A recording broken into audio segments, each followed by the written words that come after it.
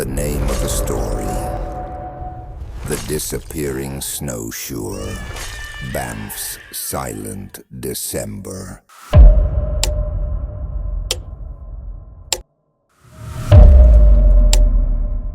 Winter in Banff National Park is beautiful from far away, but up close it becomes something else. Silent, heavy, and strangely watchful. Locals say December is the month when the mountains take what they want, and every year they whisper the same warning: never follow footprints that don't belong to you.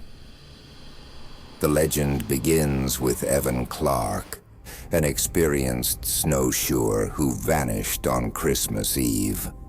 Search teams traced his snowshoe tracks across a perfect white field until the prints ended abruptly, as if he'd been lifted straight into the sky. No struggle, no fall, just an impossible stop in the snow. More disappearances followed, always in December, always leaving the same eerie signature: footprints that simply ceased to exist. Locals started calling the unseen force the White Lift. The story might have stayed a rumor if not for Ranger Laura Bishop, whose body cam later revealed something investigators still refuse to explain.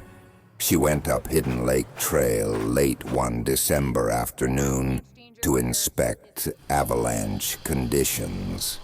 As the forest grew unnaturally quiet, Laura found a fresh set of snowshoe tracks leading deep into the valley. She followed them, calling out, but her voice seemed swallowed by the cold. Then she heard it. Soft bells ringing somewhere beyond the trees, chiming in a rhythm that didn't match the wind.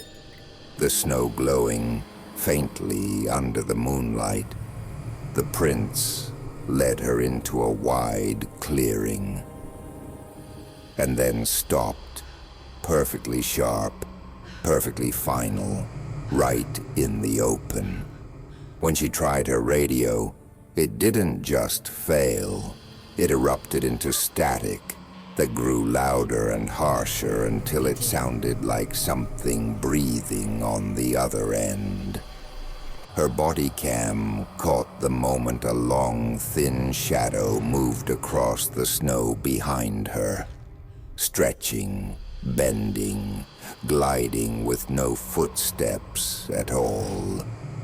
Frost formed instantly across her jacket as the temperature dropped, and the bells rang again. Closer now, right beside her. The swirling fog gathered into a towering pale figure, faceless, weightless, leaning toward her with impossible angles, as if gravity meant nothing. Laura's breath hitched.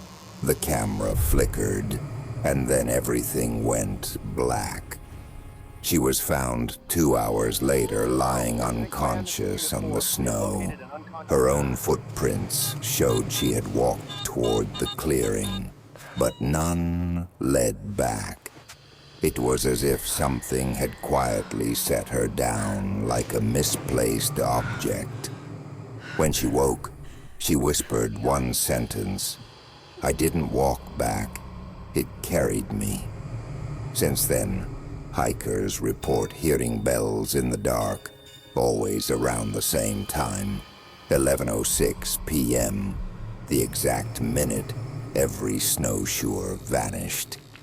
They say, if you're out in Banff in December and you hear those bells behind you, don't turn around.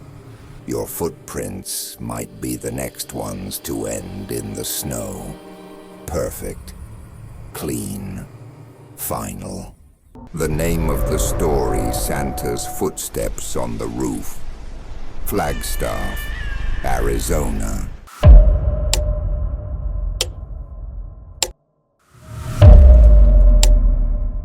In the snowy mountains of Flagstaff, Arizona, there's one Christmas Eve story people still avoid telling after dark. It happened in 1998 when the Collins family, Mark, Evelyn, and their kids, Emily and Jacob, rented a secluded cabin deep in the Coconino National Forest for a quiet holiday away from the city. The snow that year was unusually heavy, blanketing the world in a thick silence that felt almost unnatural. Inside the warm cabin, the family settled near the fire, drinking cocoa and listening to the wind move softly through the trees. Everyone drifted into sleep, except 9-year-old Emily, who waited eagerly to hear Santa's reindeer on the roof. But what she heard instead was wrong. Just before midnight, slow, heavy footsteps began to move across the roof. Steady, deliberate, far too heavy for any animal. Each step echoed through the wooden beams above her bed. Then came a deep, dragging sound, like something long and heavy was being pulled across the shingles. Emily held her breath, frozen, listening in the darkness. Curiosity overcame fear. She crept to her window, wiping away a circle of frost. The forest outside looked dead still. The Christmas lights flickered weakly. But at the edge of the roof, silhouetted in pale moonlight, she saw a tall, hunched figure, its limbs unnaturally long. Over its shoulder hung a sagging, lumpy sack, and something inside it moved. Emily gasped and ran to her parents' room, shaking them awake. Mark, half asleep and annoyed, grabbed his coat and flashlight and stepped outside to prove it was nothing. But when he aimed the beam at the roof, he froze. Large human-shaped footprints, too long, too widely spaced, were stamped deeply into the fresh snow on the rooftop. Snow was still falling gently, yet the prints remained perfectly sharp, as if made seconds ago. Inside, Evelyn tried calming the kids when a sudden thud came from inside the cabin. Not on the roof, not outside, inside. A slow scraping sound followed, moving along the attic floor. Something was dragging itself above them. Then the fireplace rumbled violently. Ash exploded outward, the flames shrinking as if pulled by an icy wind. For a fraction of a second, Evelyn saw something in the chimney. Thin, pale fingers curling back into the darkness, impossibly long and jointed like a spider's legs.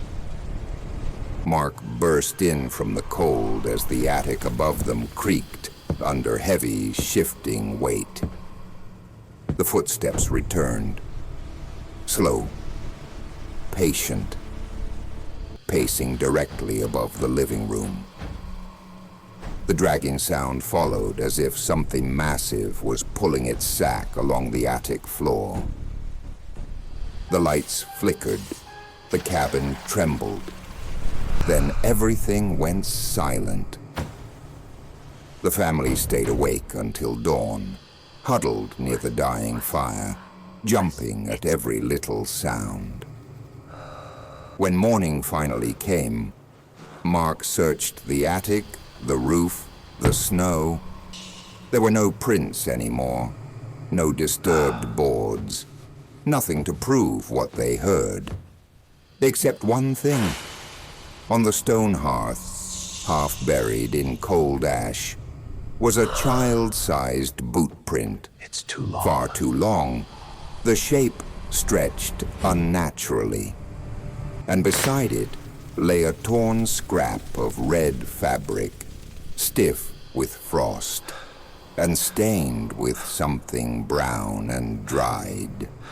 Authorities dismissed it. Neighbors claimed the family imagined it.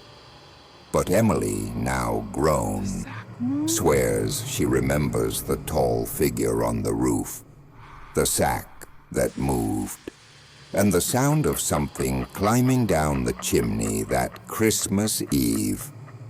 And every year at 11:45 p.m., she still hears it. Soft at first, but unmistakable. Step, step, step, as if something is still wandering the snowy rooftops of Flagstaff, looking for the house that didn't let it in.